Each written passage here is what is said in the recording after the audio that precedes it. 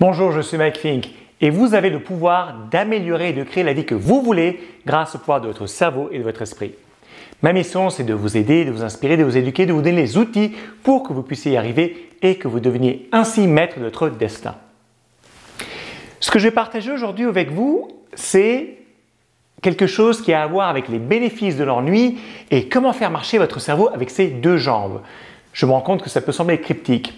Et en fait, ce que vous allez apprendre aujourd'hui est important parce que ça va vous permettre d'utiliser votre cerveau de façon optimale pour prendre de meilleures décisions dans votre vie, pour résoudre peut-être des problèmes qui vous tracassent, pour lesquels vous n'avez pas encore la réponse, ou pour d'autres applications. Mais en tout cas, c'est vraiment pour optimiser la façon dont votre cerveau fonctionne et comment l'utiliser au mieux. Alors, de quoi s'agit-il? Pardon. Eh bien, je vous ai fait ces deux schémas. Le schéma sur la gauche ici, les boules représentent différentes idées et ici, vous voyez que nous avons une pensée que j'appelle la pensée focalisée. C'est-à-dire que votre esprit se focalise uniquement sur un champ très restreint et précis d'idées. Ça correspond à l'analyse, c'est ce que vous faites lorsque vous essayez de résoudre une équation, lorsque vous pensez à comment résoudre un problème de façon active, ça correspond à la logique, au raisonnement, etc. De ce côté-ci, nous avons au contraire une pensée de type différente. C'est une pensée diffuse. Vous voyez qu'ici, c'est votre esprit qui vague, c'est-à-dire que la pensée part d'un point, va à un autre. Ça va dans un champ beaucoup plus large et sans nécessairement une direction très précise. Alors, pourquoi c'est important de comprendre ces deux concepts? Parce que fondamentalement, nous avons besoin des deux concepts pour que notre cerveau fonctionne de façon optimale.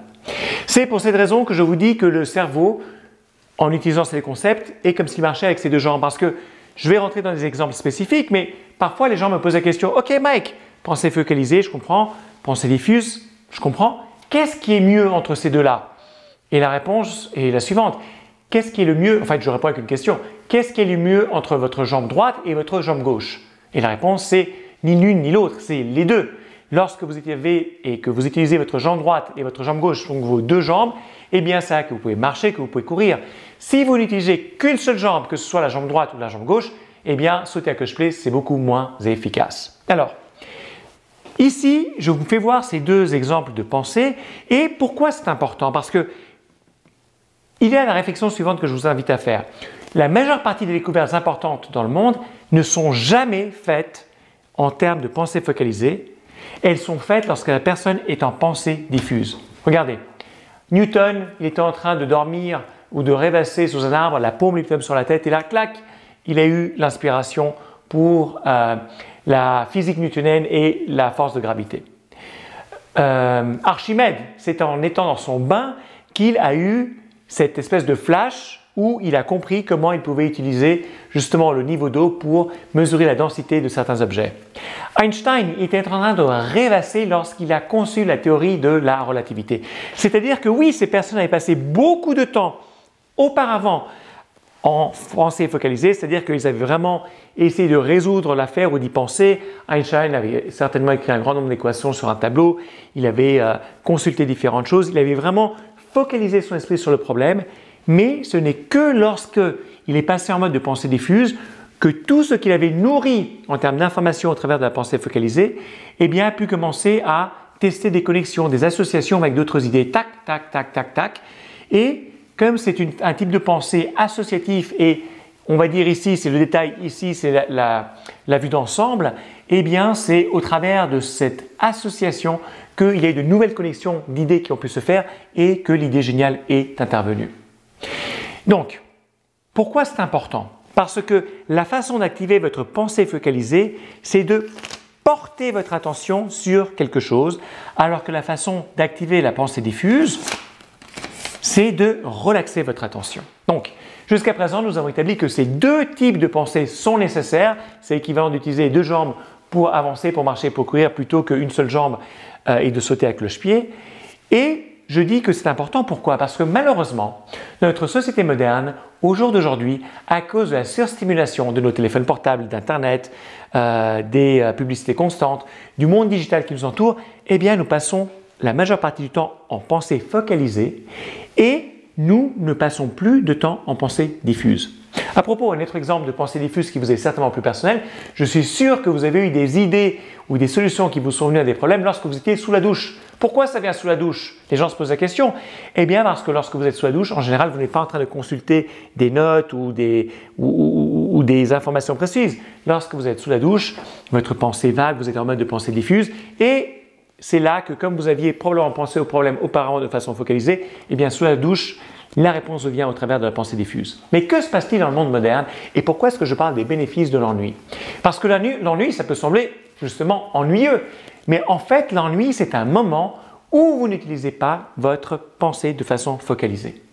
Par exemple, au jour d'aujourd'hui, les gens ne supportent pas de passer ne serait-ce qu'une minute à attendre sans rien faire. Dès qu'ils vont chez le dentiste, chez le médecin ou chez n'importe quel rendez-vous, s'ils ont 1 minute et demie d'attente, tac, on sort tout de suite le téléphone portable et on regarde. Que ce soit les nouvelles, que ce soit Facebook, que ce soit YouTube, quoi que ce soit.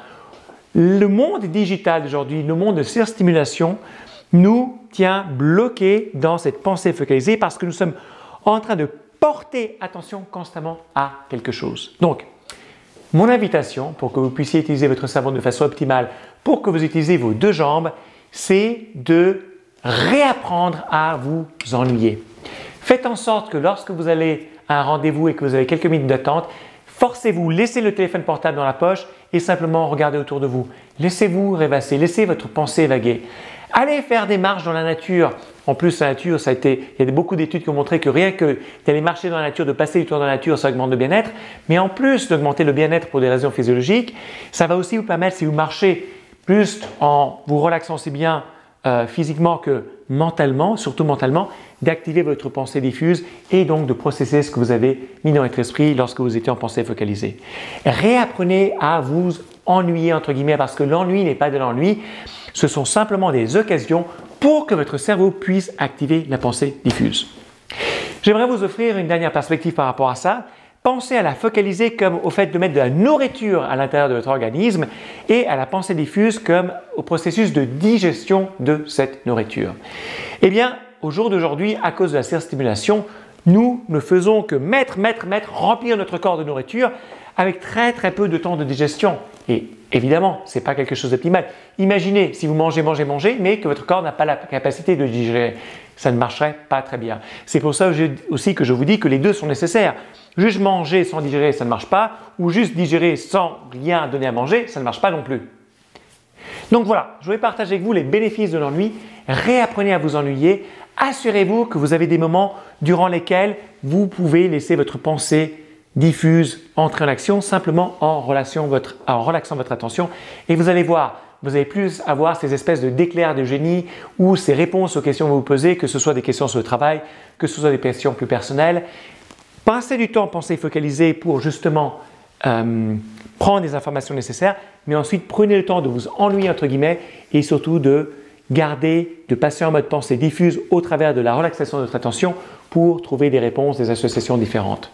Un dernier commentaire que je voudrais faire, c'est si on reprend l'analogie de ce qu'on mange lorsqu'on est en pensée focalisée et ici de digérer, si ou bien quand vous passez beaucoup de temps sur des choses qui sont juste regarder Instagram ou regarder Facebook ou regarder YouTube de façon non spécifique, mais que vous portez votre attention sur des choses qui n'ont pas vraiment de pertinence par rapport à vos objectifs ou vos intérêts, eh bien quelque part, oui, vous vous focalisez, mais vous mettez de la nourriture qui n'est pas très bonne. C'est comme manger du junk food. Donc, c'est à vous de faire le choix. Je ne dis pas qu'il ne faut pas aller sur les réseaux sociaux. Je dis aller sur les réseaux sociaux de façon délibérée et consommer du matériel que vous voulez consommer, qui a du sens pour vous, tel que cette vidéo par exemple, évidemment, et qui vous donne des choses qui vous aident à avancer vers vos buts, vers ce que vous voulez réaliser dans la vie. Donc, mettez de la bonne nourriture dans votre pensée focalisée et ensuite prenez le temps d'utiliser la pensée diffuse pour justement digérer tout ça.